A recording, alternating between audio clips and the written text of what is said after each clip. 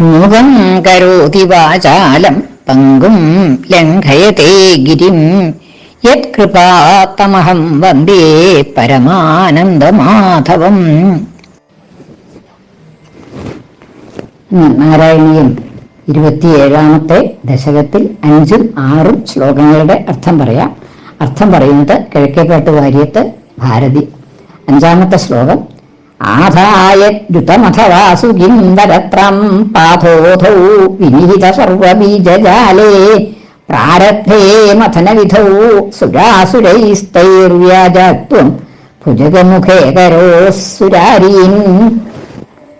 പാലാഴിയിൽ കടയാനായിട്ട് കടകോലായിട്ട് മന്ത്രപർവ്വത്തിനെ കൊണ്ടുവരുന്നതായിട്ടുള്ള വഴിയിൽ അത് താഴെ വീണു. ഭഗവാൻ ഒരു കൈകൊണ്ട് തന്നെ ആ മന്ത്രപർവ്വതത്തെ പൊക്കി ഗരുഡന്റെ പുറത്ത് വെച്ച് കൊണ്ടുവന്ന് പാലാഴിയിൽ നിക്ഷേപിച്ചു എന്നാണ് കഴിഞ്ഞ ശ്ലോകത്തിൽ പറഞ്ഞത്.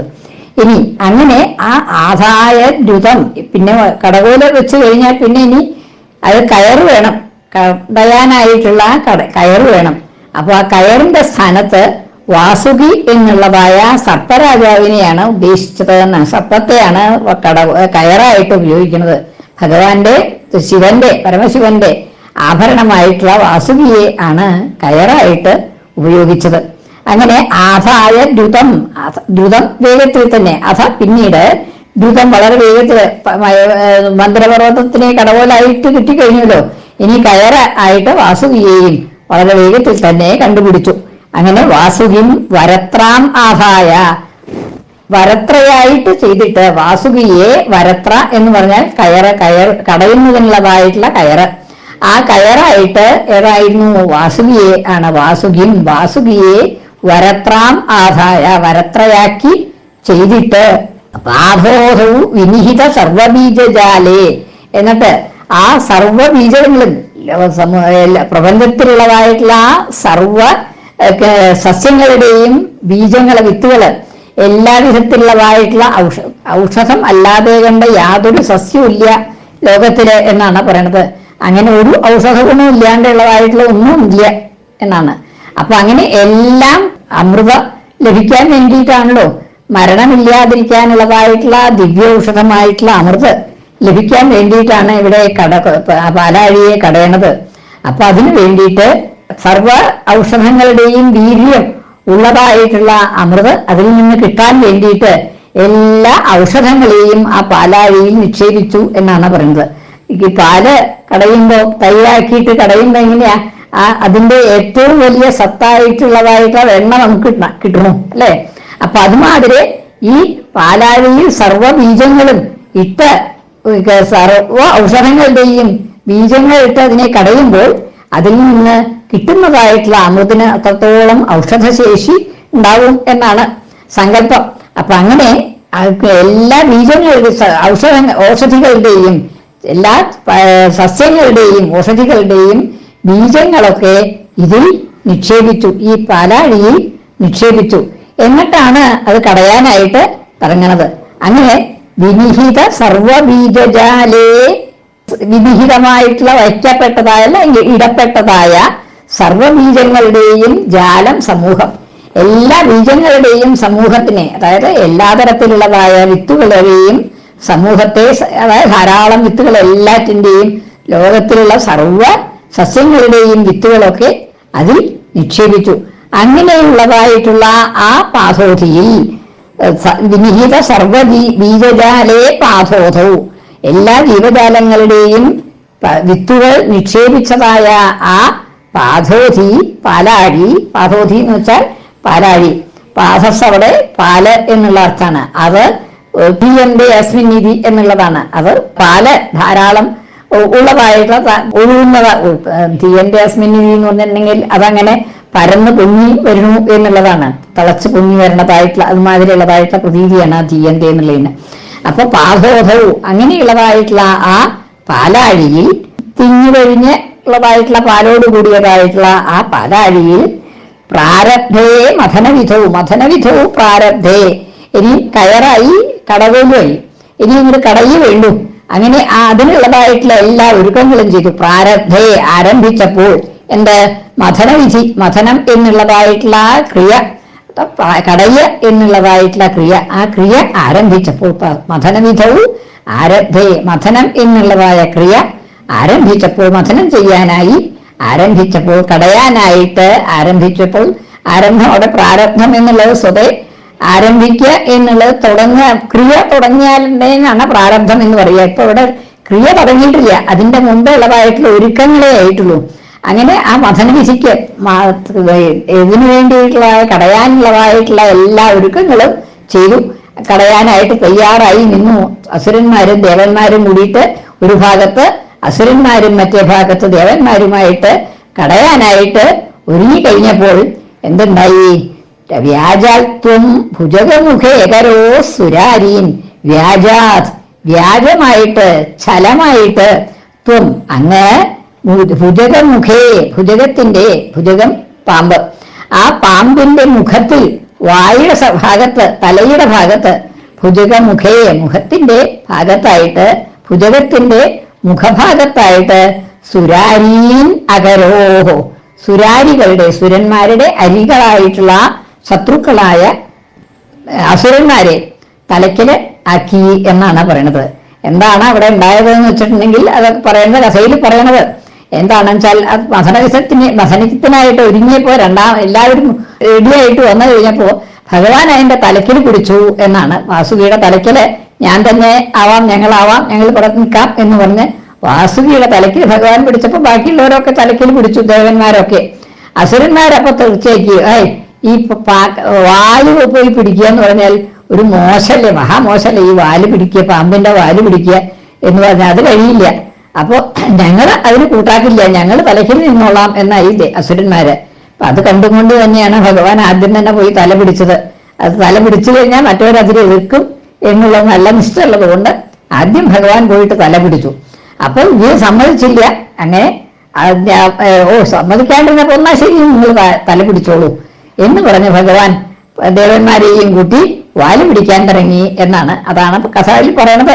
അപ്പൊ അതുകൊണ്ട് വ്യാജാത് വ്യാജമായിട്ട്, അതായത് കപടമായിട്ട് അങ്ങ് ഇങ്ങനെ കപടമായിട്ട് ഭഗവാൻ ദേവന്മാരെ കൊണ്ട് വാസുകിയുടെ വാലും അസുരന്മാരെ കൊണ്ട് വാസുകിയുടെ തലയും പിടിപ്പിച്ചു എന്നാണ്.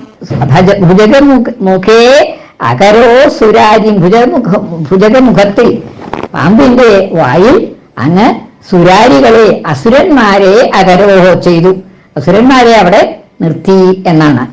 അതായത് ഈ കയറിട്ട് വലിക്കുമ്പോ ഈ മുഖത്ത് നിന്നല്ലേ അതിന്റെ വിഷം വായു പുറത്തേക്ക് വരിക.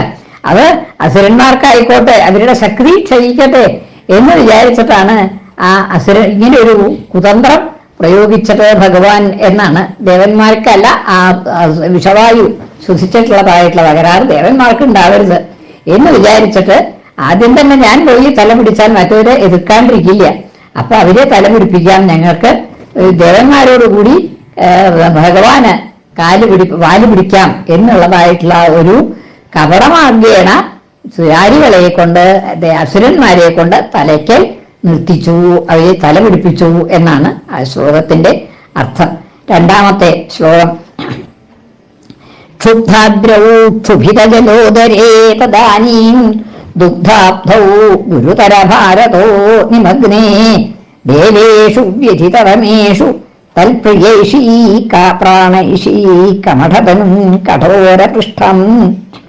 ഇനി ആ ക്ഷുഭിത ജലോദരേ, ക്ഷുഭിതമായിട്ടുള്ള ജലത്തിന്റെ ഉദരഭാഗത്തോടു കൂടിയ, വെള്ളത്തിന്റെ അന്തർഭാഗം, അതായത് പാലാഴിയിലെ ജലത്തിന്റെ അന്തർഭാഗം, ഉള്ളിലുള്ളതായിട്ടുള്ള ഉദരഭാഗം, ഉള്ളിലുള്ളതായിട്ടുള്ള ആ ഭാഗം ഒക്കെ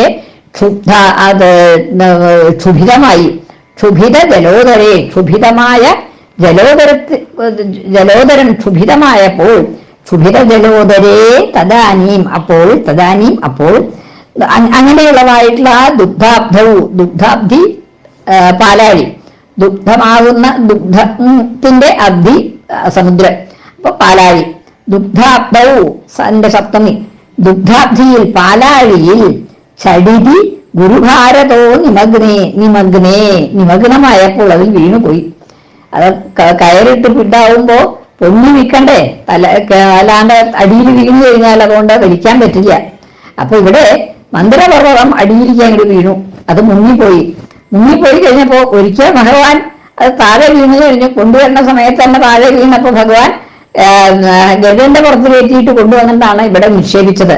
പക്ഷെ ഇപ്പൊ ആദ്യം വീണു. എങ്ങനെ? ഈ വെള്ളം മുഴുവൻ ഇളകി വശായപ്പോ ക്ഷുബ്ധമായി തീർന്നു.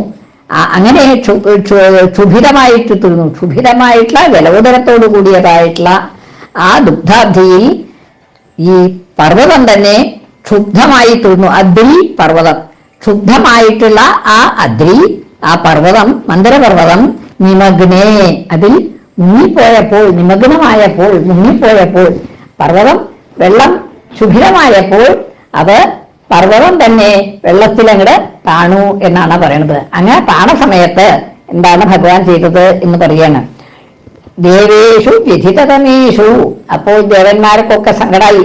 ഇനി എന്താ ചെയ്യുക എന്നുള്ള നിലയില് ഏറ്റവും വ്യഥിതന്മാരായി തീർന്നു, ഏറ്റവും ദുഃഖിതന്മാരായി തീർന്നു ദേവന്മാർ. അപ്പോൾ ദേവേഷു വ്യഥിതതമേഷു, വ്യഥിതതമം എന്ന് പറയുമ്പോൾ ഏറ്റവും വ്യഥിതരായി തീർന്നപ്പോൾ, ഏറ്റവും ദുഃഖിതരായി തീർന്നപ്പോൾ, ദേവന്മാർക്കൊക്കെ ഏറ്റവും ദുഃഖം ഉണ്ടായതായ അവസരത്തിൽ തൽപ്രിയൈഷി, ആ ദേവന്മാർക്ക് പ്രിയം ചെയ്യാൻ ആഗ്രഹിച്ചുകൊണ്ട്, പ്രിയൈഷി പ്രിയത്തെ ആഗ്രഹിക്കുന്നവനായിട്ട്, തൽപ്രിയൈഷി അവർക്ക്, അതായത് ദേവന്മാർക്ക് പ്രിയം ചെയ്യാൻ ആഗ്രഹിക്കുന്നവനായി അങ്ങ് പ്രാണൈഷീഹി കമഠതനും കഠോരപൃഷ്ഠം, കമഠതനും പ്രാണൈഷീഹി, കമഠത്തിന്റെ ശരീരത്തെ, കമഠം എന്ന് പറഞ്ഞാൽ ആമ, ആമയുടെ ശരീരത്തെ, തനു ശരീരം, ആ കമഠതനും ആമയുടെ ശരീരത്തെ പ്രാണൈഷീഹി സ്വീകരിച്ചു.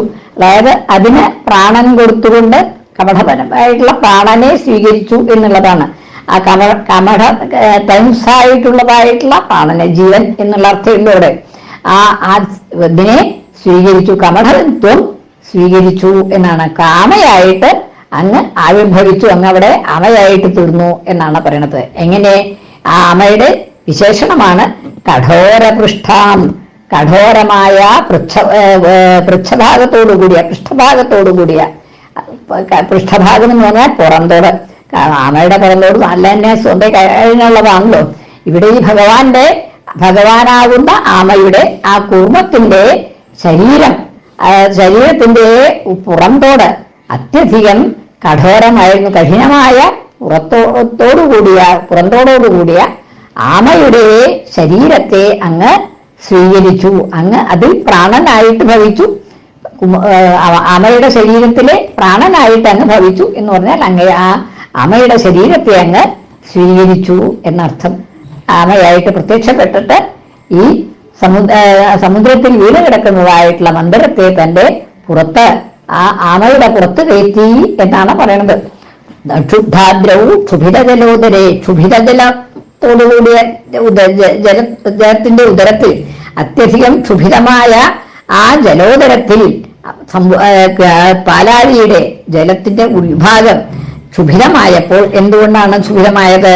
ക്ഷുബ്ധാദ്രവും, ക്ഷുബ്ധമായിട്ടുള്ള ക്ഷുഭിതമായിട്ട് വലിച്ചപ്പോ, കടകോല കൊണ്ട് വലിച്ചതായിട്ടുള്ള സമയത്ത് ഈ സമുദ്രത്തിന്റെ ഉള്ളിലുള്ളതായിട്ടുള്ള ആ ജലം മുഴുവൻ ഇളകി മറിഞ്ഞു. അപ്പൊ അങ്ങനെയുള്ളതായിട്ടുള്ള ആ ദുഗ്ധാബ്ധവും പാലാഴിയിൽ